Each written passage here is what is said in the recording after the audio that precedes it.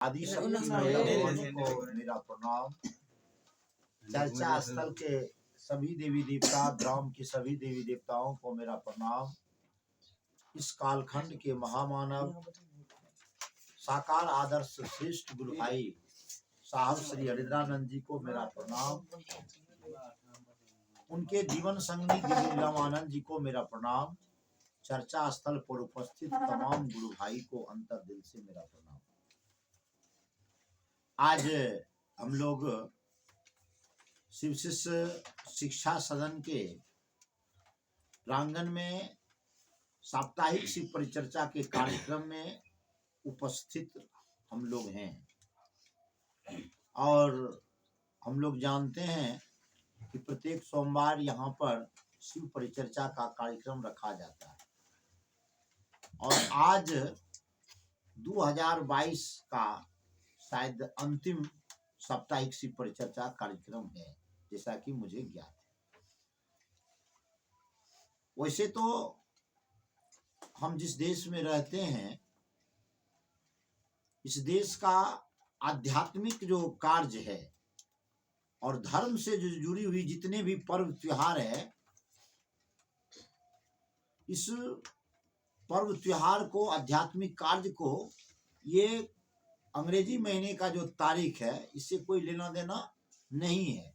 होता क्या है, तिथि के अनुसार होता है जो हमारा पंचांग कहता है और वो पंचांग से यह देखा जाता है जो अमुक यह तिथि किस तारीख को हो रहा है, तो उस अनुसार से हम लोग तारीख को याद रखते हैं। जो दीपावली फलाना तारीख को है, दशहरा, लेकिन वो हिंदी पंचांग से होता है। लेकिन दुर्भाग्य है हम लोगों का, हमारे देश का, जो हम लोग क्या किए हैं, अपना सभ्यता को छोड़ करके और दूसरे देश का सभ्यता को अपना रहे हैं। आश्चर्य की बात है। और मैंने कई रोज शिव परिचर्चा के माध्यम से मैंने कहा, जो हमारा जो इतिहास है और हमारा जो गौरव है, इतिहास का गौरव कहिए, वो गौरव हम लोगों ने वर्तमान में कुछ भी प्राप्ति नहीं की। हम लोग इतिहास पर ही गर्व करते हैं और वो इतिहास जो है वह आध्यात्मिक क्षेत्र में जो हम लोग आगे बढ़े और हमारे यहाँ एक से एक आध्यात्मिक लोग जो पैदा हुए, उन्हीं के कारण हम हमारे देश का प्रतिष्ठा इतना ऊंचाई तक है। फिर भी हम लोगों को प्रयास करनी चाहिए और जहां तक हम लोग को जितना भी सामर्थ्य है, उस सामर्थ्य के मुताबिक प्रचार प्रसार जो है वह करना चाहिए। और इसी कड़ी में हम लोग शिव परिचर्चा से जुड़े हुए हैं। और ये भी मालूम होनी चाहिए कि हमारे देश भारतवर्ष में ये गुरु और शिष्य का संबंध ये भी बहुत प्राचीन काल से चला आ रहा है और ये भी इतिहास में यह बात को दर्शाया गया है।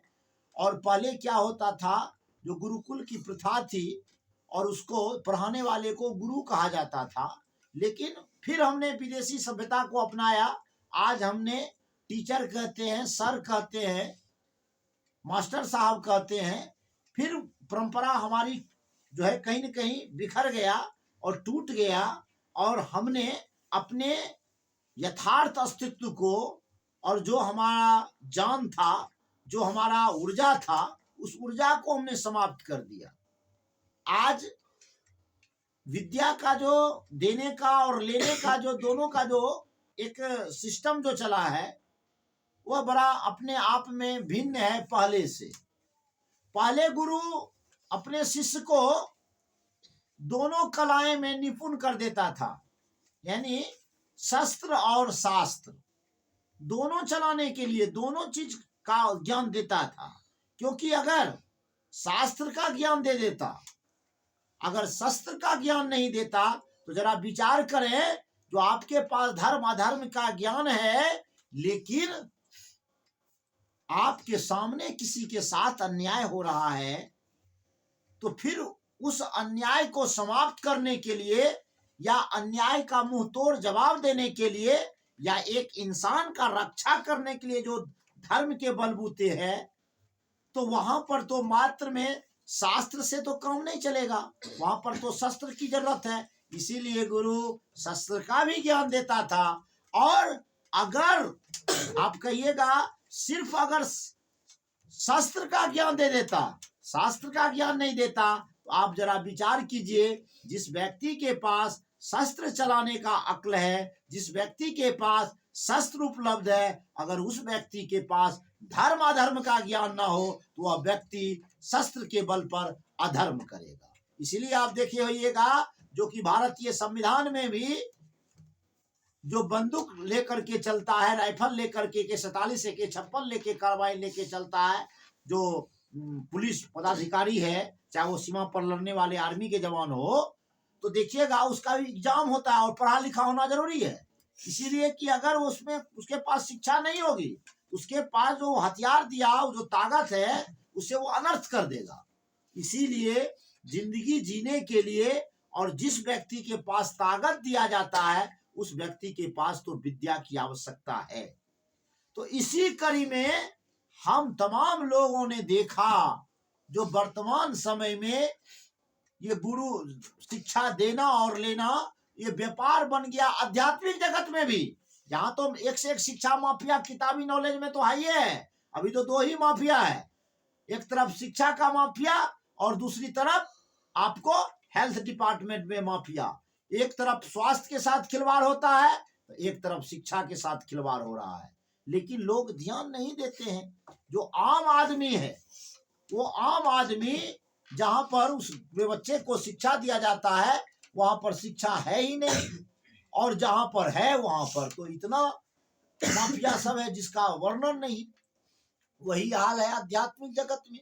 एक से एक बाबा अभी भी है, नहीं है सो बात नहीं है, लेकिन आप अगर उनसे मिलने के लिए जाइए तो आपको बहुत पहले परमिशन लेना पड़ेगा, उसका टिकट चार्ज है। आप टोकन लीजिए, 7 दिन 8 दिन के बाद आपका नंबर आएगा, तब बाबा एयर कंडीशन रूम में बैठे हुए रहते हैं चांदी के सिंहासन पर, तब उनका दर्शन जाके कीजिएगा। और लोग इतने मूर्ख और इतने नासमझ हैं जो कि लोग कहते हैं जो मुझको फलाना बाबा से दर्शन हो गया, मेरा जीवन धन्य हो गया। जो बाबा आध्यात्मिक ज्ञान लेकर के जो सांसारिक मोह माया और सांसारिक सुख को नहीं त्याग सका, वो आपको क्या सही रास्ता बताएगा। इस कारण से साहब श्री हरिंद्रानंद जी पढ़े लिखे इंसान थे और उन्होंने पढ़ करके उन्होंने IPS की नौकरी कर रहे थे, तो उनको कोई कैसे ठग पाता, क्योंकि IPS का जो तैयारी होता है वह तर्क वितर्क पर होता है, वह हर एक बात को तार्किक दृष्टि से देखता है। साहब ने आध्यात्मिक जगत में भी तार्किक दृष्टि से उन्होंने देखा, और तार्किक दृष्टि से देखने के बाद उनको दुनिया कहीं भी ये गुरु का जो पद था, जो दैहिक गुरु थे, किसी में उन्होंने वह सामर्थ्य नहीं देखा जो व्यक्ति की उस परमात्मा से जोड़ने का काम करेगा, और परमात्मा से जोड़ता किसी में वह दिखाई नहीं दिया। अंतो गत्वा उन्होंने किताब पर पलटे, उन्होंने ग्रंथ को पलटे, उसके पास तो उतना नॉलेज था नहीं, तब जाकर के उनके पास यह ज्ञान हुआ जो भगवान भी इंसान का गुरु हुआ है, अब बहुत सारे लोगों ने गुरु बनाए हैं।